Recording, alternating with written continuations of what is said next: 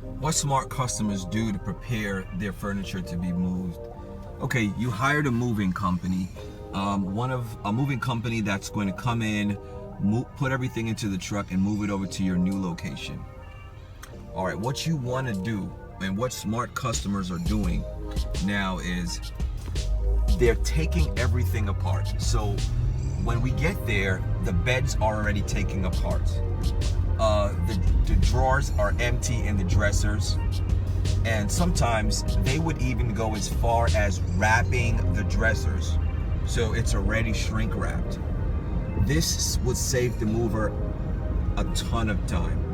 So we don't have to take anything apart.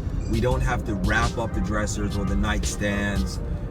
We just have to grab the mattresses, the box spring, get that into the truck. That is how you save money and save time.